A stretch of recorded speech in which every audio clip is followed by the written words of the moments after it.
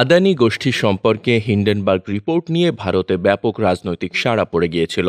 গত বছরের ২৪ জানুয়ারি Hindenburg research Adani এন্টারপ্রাইজের পরিকল্পিত শেয়ার বিক্রির আগে তাদেরকে নিয়ে তীব্র সমালোচনামূলক একটি প্রতিবেদন প্রকাশ করে, যার জেরে গ্রুপের শেয়ারের মূল্য $৮৬ বিলিয়ন কমে যায়, যার প্রভাব পড়ে শেয়ার বাজারে। সেই সময় হিন্ডেনবার্গের প্রকাশিত রিপোর্ট কাঠগড়ায় তুলেছিল আদানি গোষ্ঠীকে। তাদের বিরুদ্ধে একাধিক গুরুতর অভিযোগ তোলা হয়েছিল। হিন্ডেনবার্গের রিপোর্ট প্রকাশের পরেই বিশ্ব ধনকুবেরের তালিকায় দ্বিতীয় স্থান থেকে ৩৬ নম্বরে নেমে যান গৌতম আদানি। আদানি গোষ্ঠীর মূল্যায়নও দ্রুত গতিতে হ্রাস পেয়েছিল।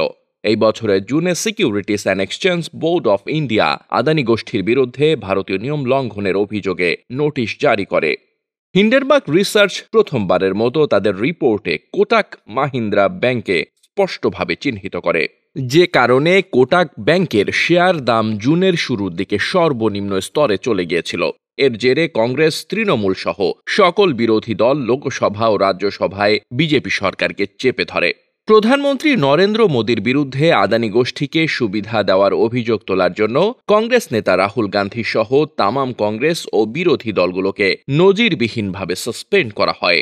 আবারও ভারতে বড় কিছু হতে চলেছে বলে দাবি হিন্ডেনবার্গের। শনিবার মার্কিন এই সংস্থা এক্সপোস্টে বলেছে, শীঘ্রই ভারতে বড় কিছু ঘটতে চলেছে। তবে কি ঘটনা ঘটতে চলেছে তার কোনো ইঙ্গিত হিন্ডেনবার্গ দেয়নি।